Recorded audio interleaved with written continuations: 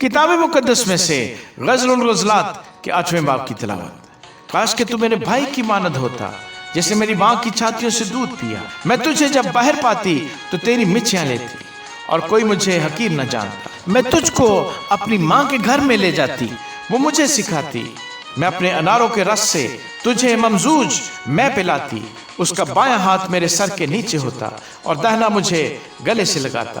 اے یروشلم کی بیٹیوں، میں تم کو قسم دیتی ہوں کہ تم میرے پیارے کو نہ جگاؤ، نہ اٹھاؤ جب تک کہ وہ اٹھنا نہ چاہے۔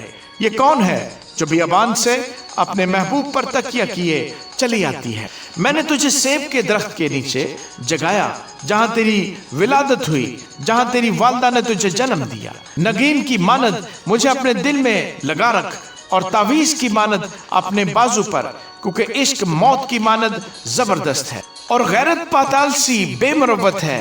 اس کے شعلے آگ کے شعلے ہیں، اور خداوند کے شعلے کی مانند سیلاب عشق کو بجھا نہیں سکتا، باڑ اس کو ڈبا نہیں سکتی۔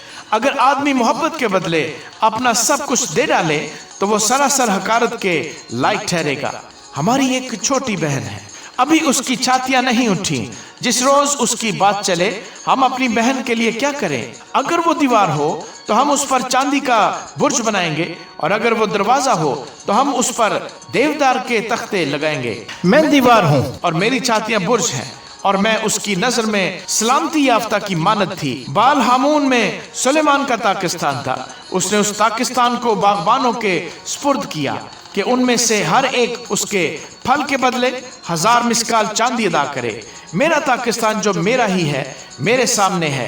اے سلیمان، تو 1000 لے اور اس کے پھل کے نگہبان 200 پائے۔ اے بوستان میں رہنے والی، رفیق تیری آواز سنتے ہیں، مجھ کو بھی سنا۔ اے میرے محبوب، جلدی کر اور اس غزال یا آہو بچے کی مانند ہو جا جو بلسانی پہاڑیوں پر ہے۔